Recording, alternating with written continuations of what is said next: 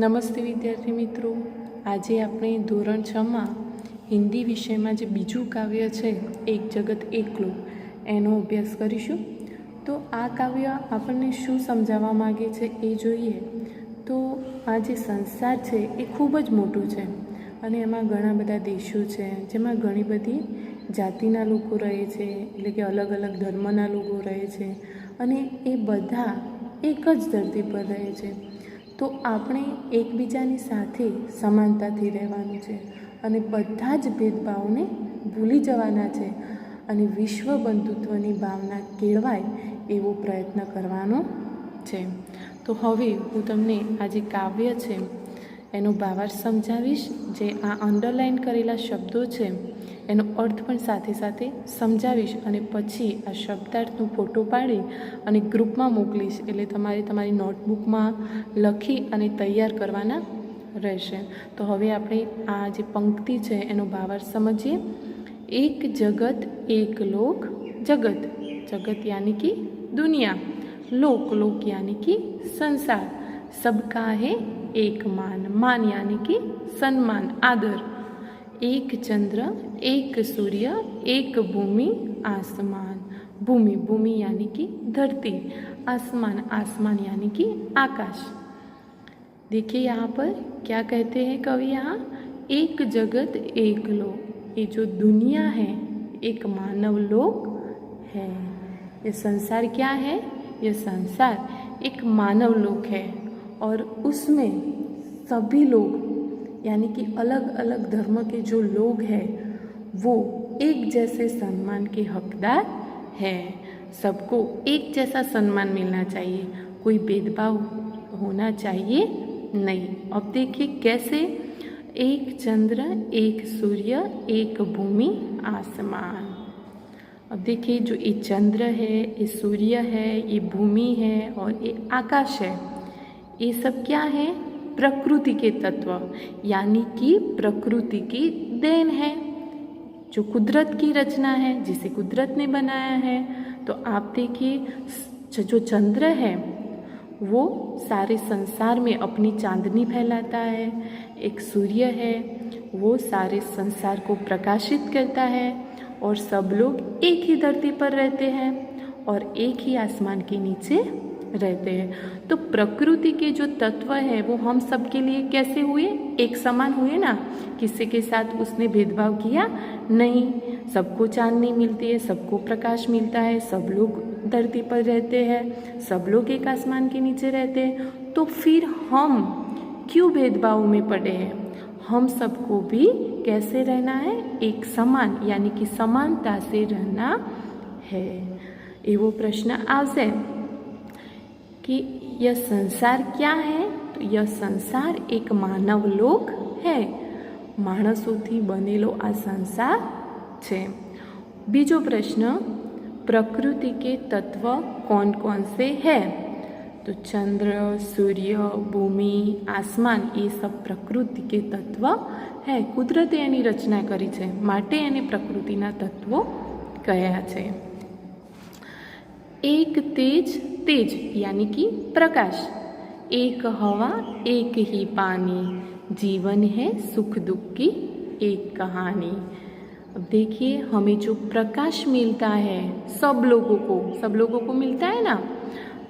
तो देखिए जो प्रकाश मिलता है वो भी एक जैसा मिलता है, जो हवा मिलती है वो भी एक जैसी मिलती है और हम जो पानी का उपयोग कर रहे हैं, जो पानी हमें मिल रहा है वो भी एक जैसा है।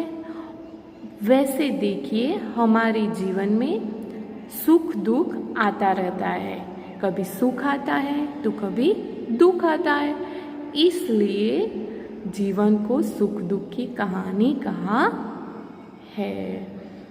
सबको प्रकृति जो है कुदरत है प्रकाश देती है, हवा देती है, पानी, ये सब एक जैसा देती है। तो फिर हमें भी एक बनकर रहना चाहिए और सबके जीवन में सुख आते हैं दुख आते हैं, इसलिए तो जीवन को सुख दुख की कहानी कहा है।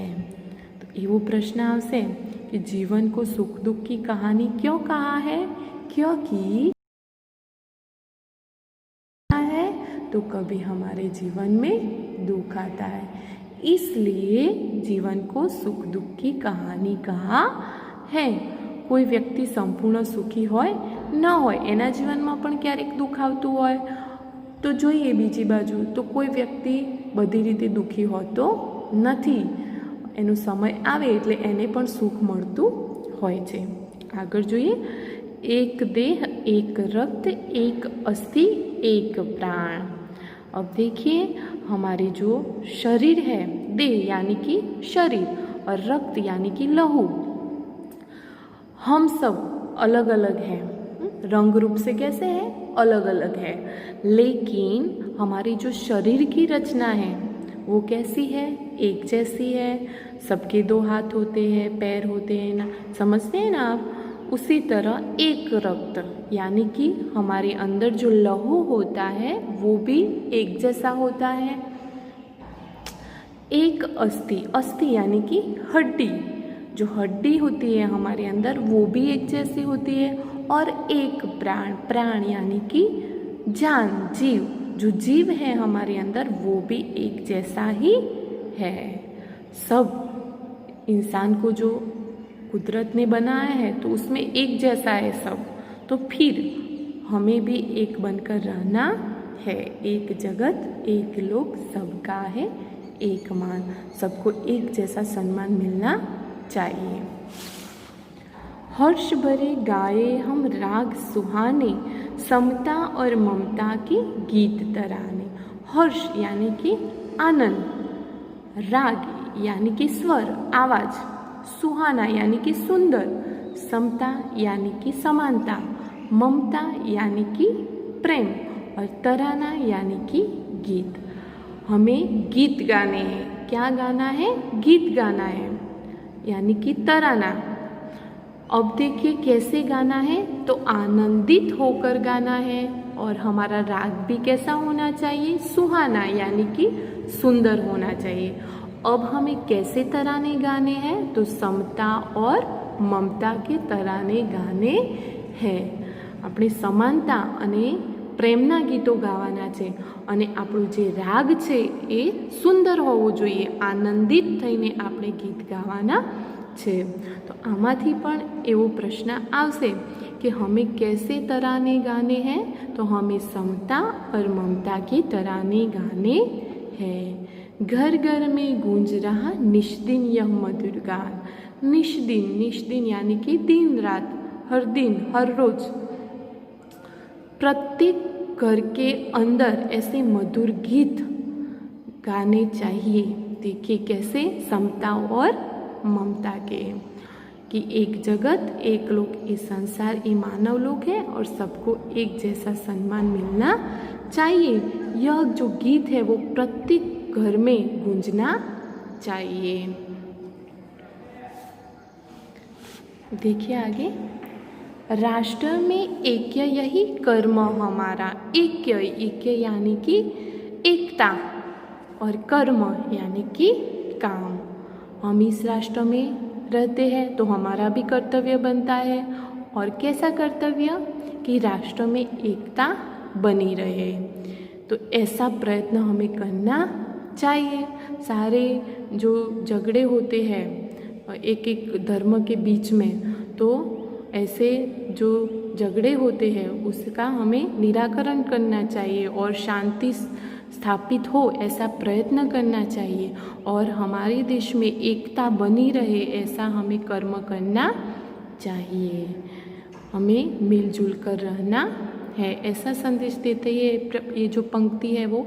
तो ऐसा, इसमें से कौन सा प्रश्न आएगा कि हमारा कर्म क्या होना चाहिए?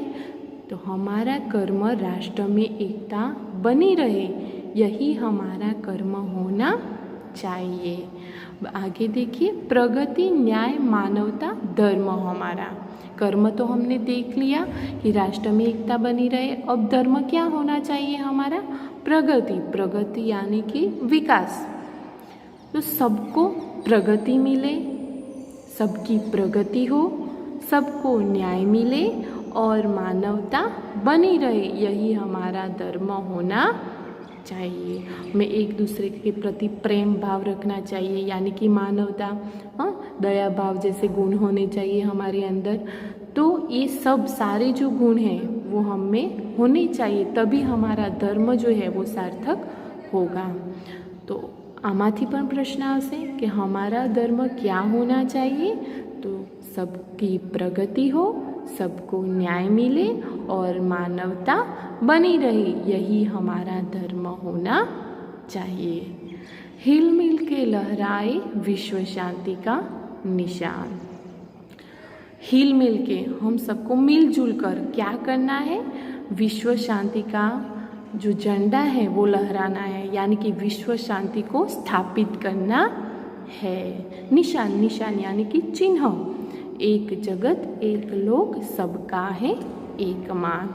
इस संसार में जो लोग रहते हैं वो एक समान सम्मान के हकदार है। यह संसार क्या है, एक मानव लोक है। तो આપણે હળી મળીને શું કરવાનું છે કે વિશ્વ શાંતિ સ્થપાય એવો ઝંડો લહેરાવાનો છે, એટલે કે એવો પ્રયત્ન કરવાનો છે। તો છેલ્લે આ કાવ્યમાંથી આપણને શું શીખ મળી कि हमें सारे भेदभावों को भूलकर मिलजुल कर रहना है और विश्व बंधुत्व की भावना को विकसित करना है। તમારી સ્વાધ્યાય પોથી પૂરવાની રહેશે અને શબ્દાર્થ નોટબુકમાં લખવાના રહેશે અને કાવ્યને કંઠસ્થ કરવાનું રહેશે। Thank you.